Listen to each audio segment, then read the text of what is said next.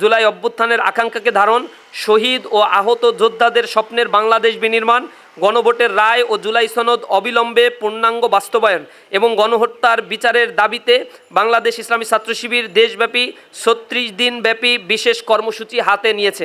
গণভোটের রায় ও জুলাই সনদের পূর্ণাঙ্গ বাস্তবায়ন, আওয়ামী ফ্যাসিবাদের আমলে সংগঠিত সকল গণহত্যার বিচারের দাবিতে দেশব্যাপী অদম্য জুলাই শিরোনামে মাসব্যাপী বিক্ষোভ মিছিল ও সমাবেশ আয়োজন, রক্তাক্ত জুলাইয়ের স্মৃতি নিয়ে গল্প, উপন্যাস, গবেষণা প্রবন্ধ এবং সাময়িকী প্রকাশ, রাজধানীতে শিশুদের চোখে জুলাই জাগরণ শীর্ষক আলোকচিত্র প্রদর্শনী, জুলাই জাগরণ ডকু ফিল্ম প্রতিযোগিতা ও পুরস্কার বিতরণের আয়োজন, সেমিনার, সিম্পোজিয়াম, রিসার্চ কনফারেন্স, আলোচনা সভা, দোয়া অনুষ্ঠানের আয়োজন। সারা দেশে শিক্ষা প্রতিষ্ঠান ও গুরুত্বপূর্ণ পাবলিক প্লেসে জুলাইয়ের অঙ্গীকার, ইনসাফের বাংলাদেশ বিনির্মাণ শীর্ষক আলোকচিত্র ও ডকুমেন্টারি প্রদর্শন এবং সাংস্কৃতিক সন্ধ্যার আয়োজন।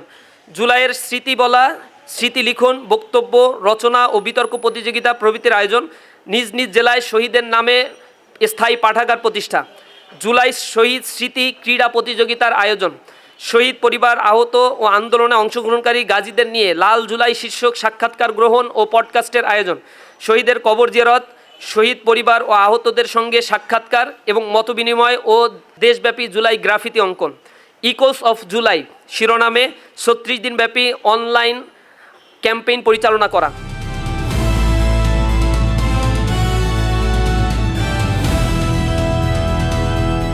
দিনাজপুর টিভি, মানুষের জীবনের কথা বলে।